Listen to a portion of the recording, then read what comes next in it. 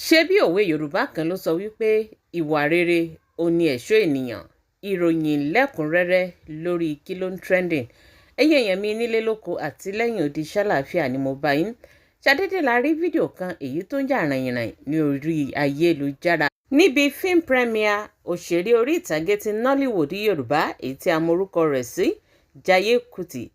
àwọn ẹlẹgbẹ́ rẹ̀ yòókù wọ́n péjú pésẹ̀ láti wá bá a ṣe ìpolówó fíìmù ọ̀hún àti láti wá bá a ṣe ayẹyẹ àti àjọyọ̀ fíìmù ọ̀hún èyí tí ó ṣẹ̀ gbé jáde. ibẹ̀ láti rí àwọn òṣèré ní oríṣìíríṣìí, ara wọn ni a ti rí Femi Adebayo àti Odunlade Adekola. ṣùgbọ́n nǹkan tó ṣẹlẹ̀ nínú fídíò ọ̀hún èyí tó ń jà ràìnràìn yìí òun ló jẹ́ kí àwọn èèyàn máa sọ̀rọ̀ tó sì jẹ́ kàyéfì fún wọn. nínú fídíò tá à ń sọ yìí òun láti rí Lizzy Anjorin èyí tó ti fìgbà kan wà nínú àwọn ẹgbẹ́ òṣèré Nollywood yorùbá kó tó di wípé ó kúrò níbẹ̀. eléyìí tó wáá ṣe kàyéfì nínú fídíò yìí ni wípé a rí Lizzy Anjorin àti Femi Adebayo àti Odunlade Adekola pẹ̀lú ọkọ Lizzy Anjorin ìyẹn Abdulateef, a rí wọn papọ̀. lẹ́yìn ìgbà tí wọ́n kí Abdulateef àti Lizzy Anjorin tán, ṣe ni Odunlade Adekola àti Femi Adebayo wọ́n fọwọ́ kọ́ra wọn lọ́rùn, wọ́n sì bẹ̀rẹ̀ sí ní sọ̀rọ̀ síra wọn létí ni wọ́n mú ẹ̀rín tí wọ́n ń bu kẹ́kẹ́kẹ́. eléyìí jẹ́ kí àwọn èèyàn wọn sọ̀rọ̀ wípé kí ni nǹkan tí wọ́n ń sọ síra wọn létí. eléyìí ni wọ́n ṣe títí débi wípé wọ́n kódà ṣe ni wọ́n fọwọ́ kọ́ra wọn lọ́rùn tí wọ́n ń fara wọn lọ́wọ́ àfi bí ìbejì. àwọn èèyàn tiẹ̀ ń sọ wípé àwọn fẹ́ràn bí àwọn méjèèjì ṣe jọ ń ṣe, pé ìrẹ́pọ̀ wọn ó dàbí àwọn ìbejì. eléyìí àwọn kan náà tún ń sọ wípé kí ni nǹkan tí wọ́n sọ síra wọn létí lẹ́yìn ìgbà tí wọ́n kí Lizzy Anjorin àti ọkọ rẹ̀ tán. ọ̀pọ̀lọpọ̀ ń sọ wípé bóyá nǹkan tí wọ́n ń sọ ni wípé ọkọ Lizzy Anjorin ó ti di handibáàgì èyí tí wọ́n ń fà káàkiri. ẹ wo ọ̀rọ̀ náà pọ̀, oníkálukú kan sáà ń sọ tiẹ̀. àwọn ẹlòmíì tiẹ̀ sọ wípé bóyá kíkí tí Odunlade Adekola èyí tó kí Lizzy Anjorin ó kí ní kí wípé wò ó jẹ́ kí n rọ́nà lọ. oníkálukú wọ́n ń sọ èyí tí wọ́n rí. eléyìí ló jẹ́ kí fídíò ọ̀hún kó máa lọ ràìnràìn káàkiri orí ayélujára. ẹ̀yin èèyàn mi nílé lóko àti lẹ́yìn odi, gẹ́gẹ́ bẹ́ẹ̀ ṣe ń rí fídíò ọ̀hún èyí tó ń lọ ní orí fọ́nrán mi yìí, ẹ̀yin náà ó rí lẹ́yìn ìgbà tí wọ́n kí arábìnrin náà tán. ẹ rí bí wọ́n ṣe fọwọ́ kọ́ra wọn lọ́rùn tí wọ́n sì ń sọ̀rọ̀ síra wọn létí. pàtó tí wọ́n ń sọ àwọn nìkan náà ló yé, àwọn nìkan náà ló mọ̀. eléyìí ló jẹ́ kí àwọn èèyàn máa sọ̀rọ̀ o. gẹ́gẹ́ bẹ́ẹ̀ ṣe mọ̀ wípé Lizzy Anjorin ọ̀pọ̀lọpọ̀ mọ̀ ní oníjàngbọ̀n ẹ̀dá tó sì jẹ́ wípé ṣe ni oníkálukú ń ṣọ́ra àti bá a ṣe.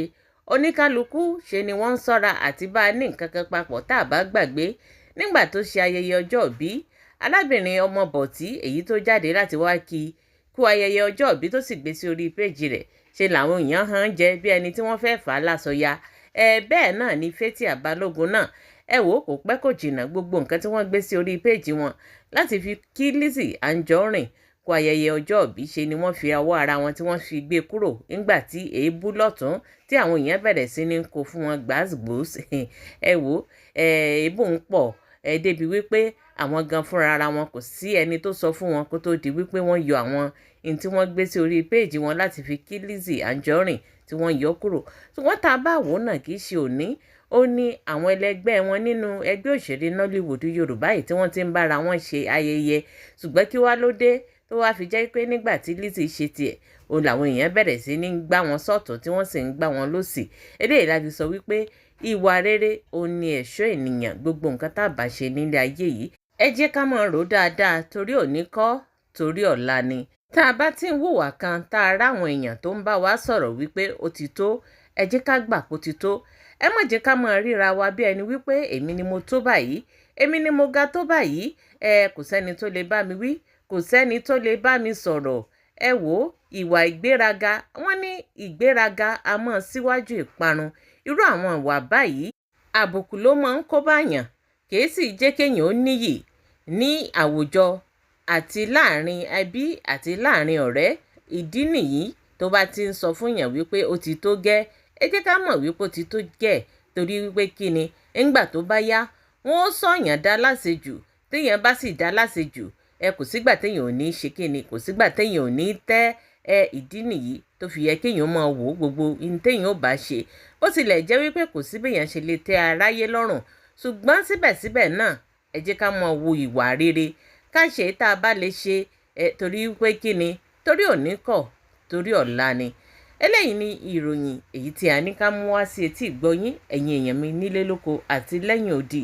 Kí ni nǹkan tí ẹ̀yin náà rò lórí fídíò èyí tó ń lọ ràìnràìn yìí, àti pé kí ni nǹkan tí ẹ̀yin náà rò lórí ọ̀rọ̀ tó wà ńlẹ̀ yìí?